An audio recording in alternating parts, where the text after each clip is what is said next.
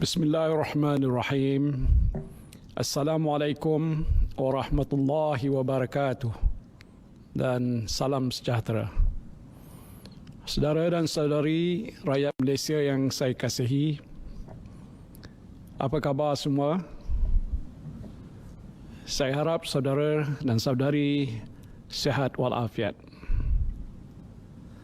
Pada 27 Mac yang lalu, saya telah mengumumkan pakej ransangan ekonomi prihatin rakyat atau prihatin yang bernilai 250 bilion ringgit. Saya tahu sejak beberapa hari yang lalu, Makcik Kiah, Pak Mail, Mr. Lee, Encik Mutu, Encik Johnny dan ramai lagi sibuk buat semakan kelayakan penerima bantuan prihatin nasional di laman sesawang LHDN. Bagi yang layak, bayaran dibuat mulai hari ini. Bagi mereka yang layak untuk terima bantuan tetapi nama tiada di dalam rekod LHDN, anda bolehlah buat permohonan baru. Caranya mudah saja. Boleh guna handphone masing-masing untuk buat permohonan secara online di laman sesawang LHDN. Isi maklumat yang diminta dengan jujur, tekan butang hantar dan tunggu bayaran dimasukkan dalam akaun anda. Bagi warga emas yang mungkin tidak berapa cekap menggunakan handphone, mintalah bantuan anak ataupun cucu untuk isi maklumat yang diperlukan. Sebaik saja prihatin diumumkan, saya telah terima banyak maklum balas daripada orang ramai. Ramai yang bersetuju dan menyambut baik pakej ransangan ekonomi yang diumumkan oleh kerajaan. Tetapi saya juga menerima maklum balas daripada persatuan-persatuan perusahaan kecil dan sederhana dan juga perniagaan kecil ataupun mikro yang meminta kerajaan meneliti semula manfaat yang mereka terima dalam pakej ransangan ekonomi tersebut. Saya terima surat, memorandum dan juga pandangan daripada banyak pihak. Ini termasuklah Persatuan Pengusaha Kecil dan Sederhana Malaysia, Dewan Perniagaan Melayu Malaysia, Majlis Tindakan Ekonomi Melayu, Gabungan Dewan Perniagaan dan Perindustrian Cina Malaysia, Usaha Nita dan banyak lagi. Rata-rata memberikan pandangan bahawa perniagaan mereka amat terjejas dan mereka memerlukan bantuan tambahan daripada kerajaan. Saya sedar bahawa PKS merupakan tunjang utama ekonomi negara. Sektor ini menyumbang lebih 2/3 daripada jumlah pekerjaan di negara ini dan hampir 40% kepada ekonomi negara. Oleh itu adalah penting kita pastikan sektor PKS dapat terus cekal dan mampan dalam menghadapi tekanan dan cabaran ekonomi yang melanda kita semua pada waktu ini. Antara cabaran utama yang dihadapi ialah masalah aliran tunai perniagaan berikutan pelaksanaan Perintah Kawalan Pergerakan. Selain itu, para pengusaha PKS juga berhadapan dengan isu birokrasi dan pentadbiran yang menghalang akses segera terhadap bantuan yang telah disediakan oleh kerajaan dalam pakej prihatin. Sehubungan itu, saya telah minta Menteri Kewangan untuk mengadakan sesi libat urus dengan pihak pengusaha kecil dan sederhana. Tujuannya ialah untuk mencari jalan penyelesaian kepada masalah yang mereka hadapi. Di pihak kerajaan, kita cuba bantu dengan sebaik mungkin. Dan hasil daripada semua usaha tersebut, saya dengan sukacitanya ingin mengumumkan langkah tambahan bagi pakej ransangan ekonomi prihatin rakyat atau prihatin tambahan, dan pakej tambahan berjumlah 10 bilion ringgit 10 bilion ringgit ini diharapkan dapat membantu meringankan beban keuangan PKS dan seterusnya menjamin 2/3 daripada jumlah pekerja di negara ini terus mendapat pekerjaan. Langkah-langkah tambahan yang diambil ialah pertama, peruntukan bagi program subsidi upah yang diumumkan pada 27 Mac yang lalu akan dinaikkan daripada 5.9 bilion ringgit kepada 13.8 bilion ringgit, iaitu tambahan sebanyak 7.9 bilion ringgit. Di bawah inisiatif tambahan ini, semua syarikat dengan pekerja tempatan yang bergaji RM4,000 dan ke bawah akan menerima bantuan subsidi upah seperti berikut. Bagi syarikat yang mempunyai pekerja lebih daripada 200 orang, subsidi upah sebanyak RM600 bagi setiap pekerja dikekalkan. Namun, bilangan maksimum pekerja yang layak untuk menerima subsidi akan ditingkatkan daripada 100 orang kepada 200 orang pekerja. Bagi syarikat yang mempunyai bilangan pekerja 76 hingga 200 orang, syarikat akan menerima subsidi upah sebanyak RM800 bagi setiap pekerja. Akhir sekali, bagi syarikat yang mempunyai bilangan pekerja sehingga 75 orang, syarikat akan menerima subsidi upah sebanyak RM1,200 bagi setiap pekerja. Melalui penambahbaikan ini, syarikat-syarikat akan menerima lebih banyak manfaat dan bantuan. Bantuan ini adalah untuk selama 3 bulan dan dikhususkan kepada majikan yang telah berdaftar dengan SSM atau pihak berkuasa tempatan sebelum 1 Januari 2020 dan mendaftar dengan perkeso.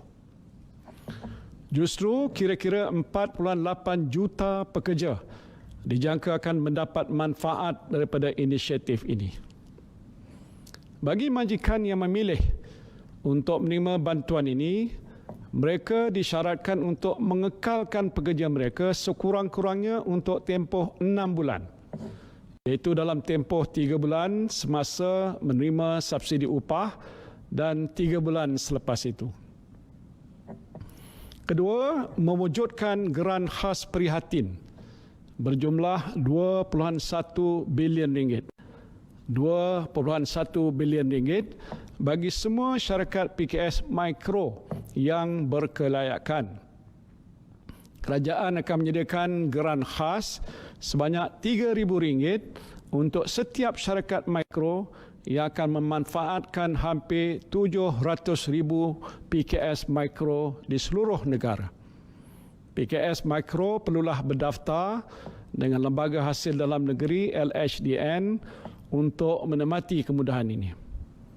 Kerajaan akan memperolehi senarai PKS mikro yang layak daripada pihak berkuasa tempatan dan Suruhanjaya Syarikat Malaysia. Selain itu, kerajaan juga menyeru organisasi pemberi pinjam wang berdaftar di bawah Akta Pemberi Pinjam Wang 1951 yang menyediakan kemudahan kredit untuk memberi moratorium ke atas bayaran ansuran PKS selama 6 bulan bermula April 2020 seperti mana yang telah diberikan oleh pihak bank. Saya berharap organisasi pemberi pinjam wang turut bersimpati dengan kesukaran yang dihadapi oleh pelanggan dan bersama-sama membantu meringankan beban keuangan mereka.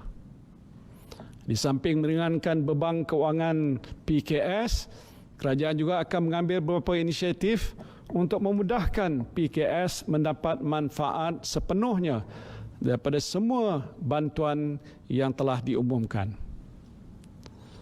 Antara penambahbaikan yang akan dilaksanakan ialah pertama, memansuhkan kadar faedah 2% kepada 0% untuk skim kredit mikro berjumlah RM500 juta di bawah Bank Simpanan Nasional dan skim pinjaman mudah untuk syarikat mikro ini juga dipanjangkan kepada tekun nasional dengan had maksimum pinjaman sebanyak RM10,000 setiap syarikat pada kadar faedah 0%.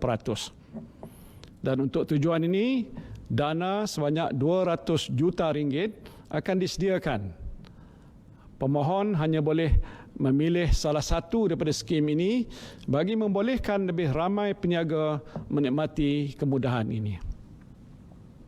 Kedua, mengecualikan bayaran sewa atau memberi diskaun sewaan kepada peniaga runcit PKS bagi premis yang dimiliki oleh syarikat berkaitan kerajaan. Saya mengucapkan terima kasih kepada syarikat kerajaan persekutuan seperti MARA, Petronas, PMB, PLAS dan UDA serta beberapa syarikat milik kerajaan negeri yang telah pun bersetuju untuk memberi diskaun atau tidak mengenakan sewaan ke atas premis mereka khusus untuk penyewa PKS.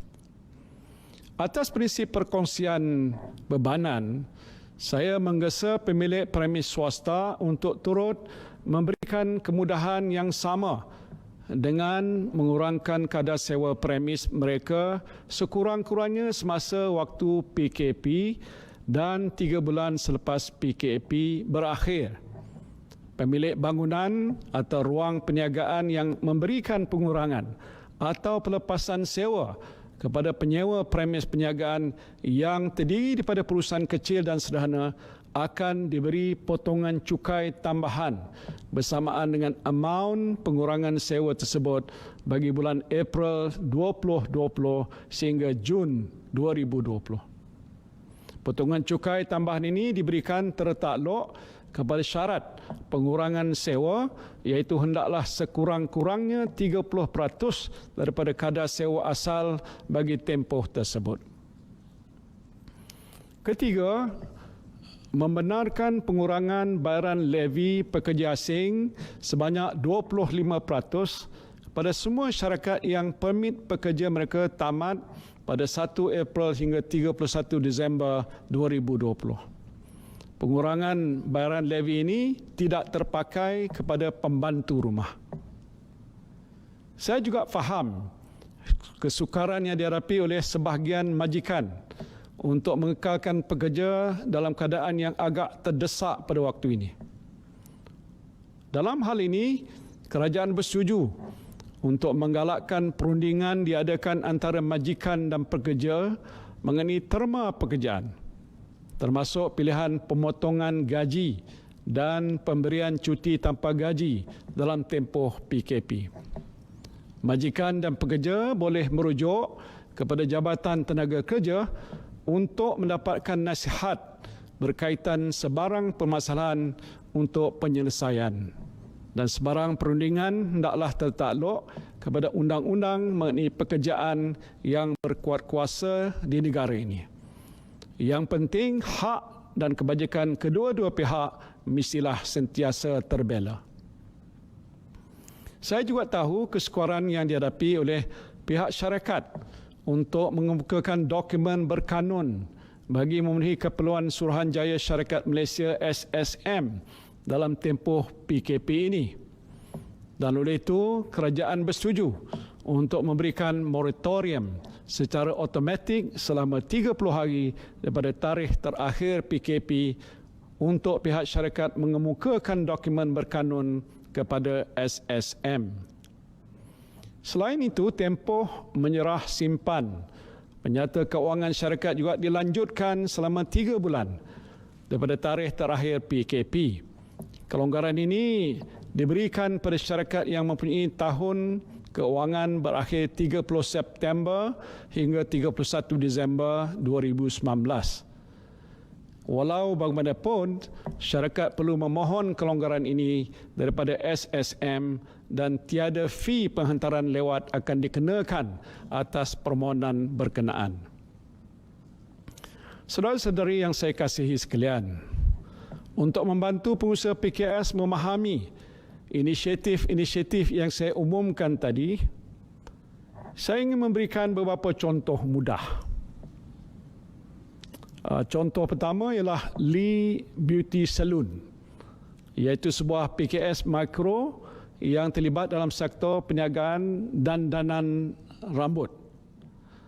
Salon ini mempunyai 2 orang pekerja tempatan yang kesemuanya bergaji kurang RM4,000. Pemilik salon ini, Madam Lee, ingin merancakkan semula perniagaannya selepas tamat tempoh PKP.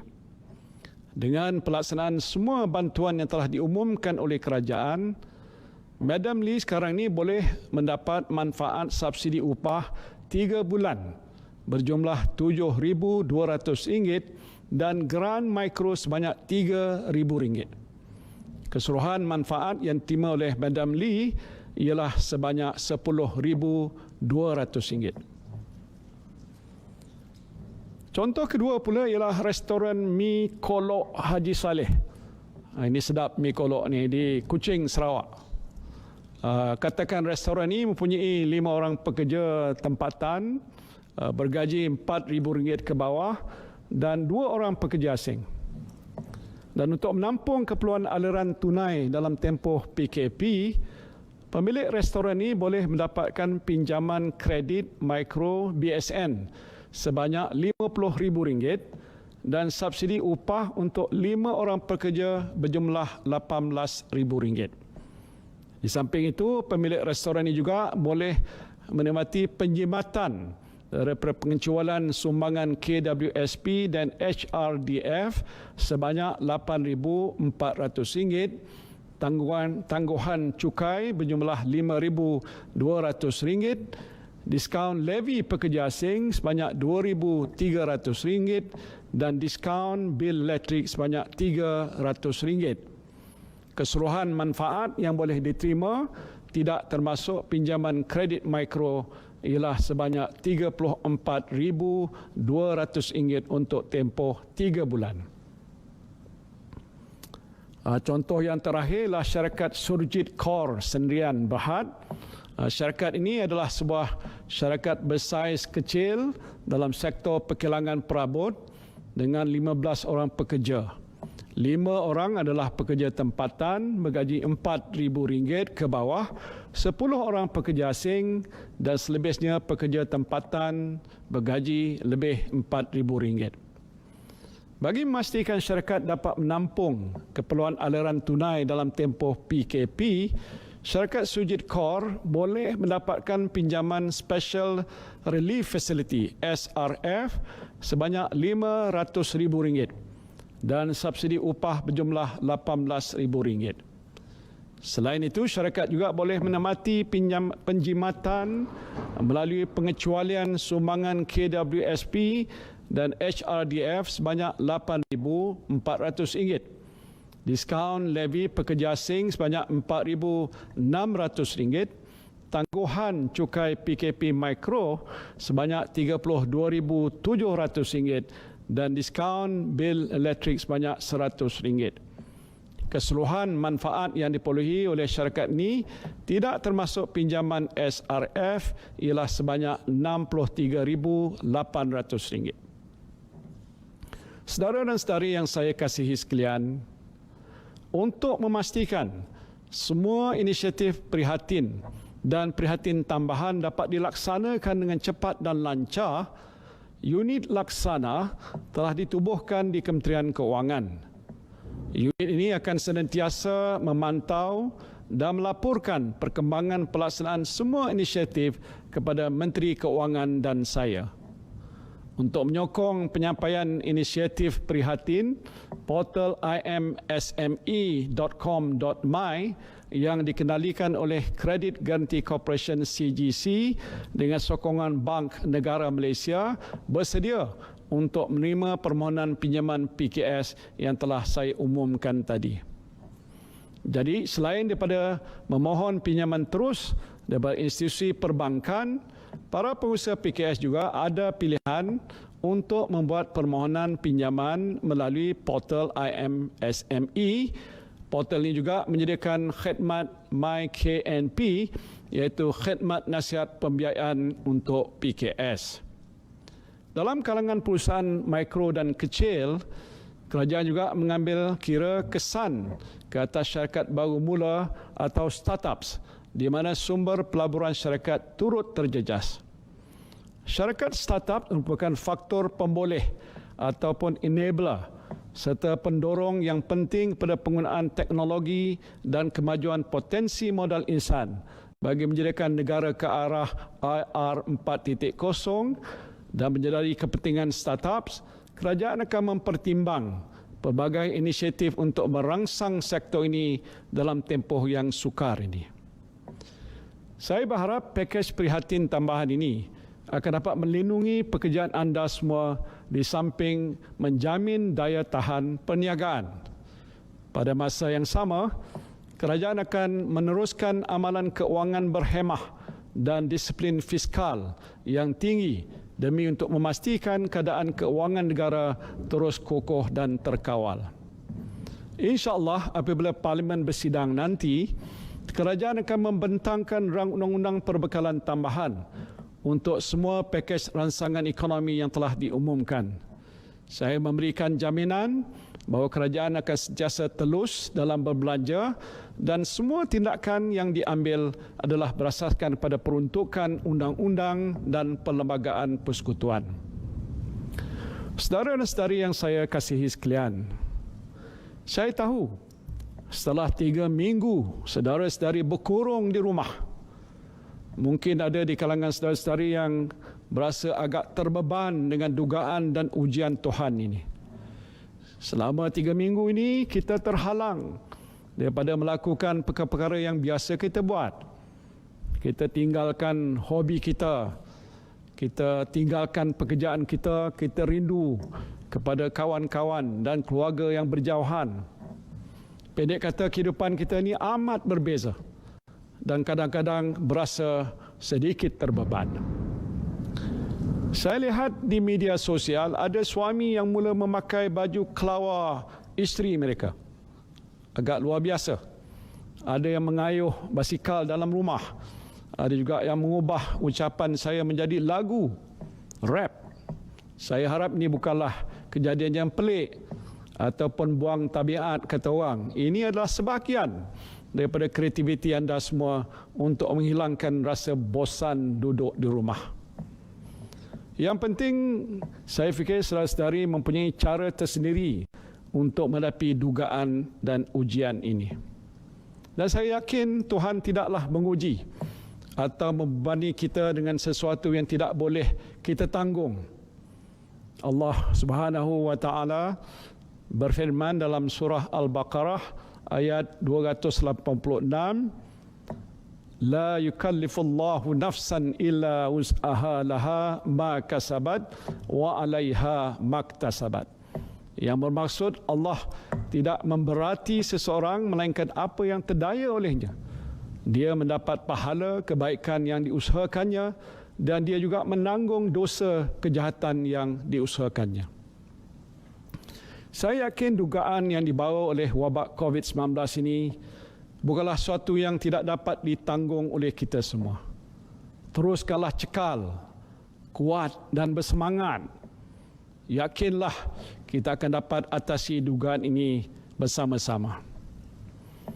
To my fellow Malaysians, let us remember that we are inherently resilient, individually capable and collectively strong to face these uncertain times. Let us strengthen our resolve and stay committed to our fight against COVID-19. Let us stay the course and follow all orders made under the MCO. It is difficult, but certainly not impossible. This is the sacrifice we are called to make in order to win this war against the deadly virus. And winning this war starts in our own homes and with our families. We can stop the virus from spreading by staying at home and maintaining physical distance. Stay strong, stay healthy. Inshallah, we will succeed. Remember, after the rain comes the sun, and better days will be here again, inshallah. Akhir sekali saya mengucapkan jutaan terima kasih kepada semua petugas di Barisan Hadapan yang terus menjalankan amanah dengan penuh dedikasi. Terima kasih pada semua doktor, jururawat, anggota polis, anggota tentera, immigration, rela, bomba, kaki tangan JKM, sukarelawan NGO dan semua yang terlibat di Barisan Hadapan. Terima kasih juga kepada anda sekalian yang senantiasa mematuhi perintah kawalan pergerakan ini. Teruslah sabar, tenang dan istiqamah. InsyaAllah kita akan bangkit semula. Wabillahi taufiq wal hidayah. Wassalamualaikum warahmatullahi wabarakatuh.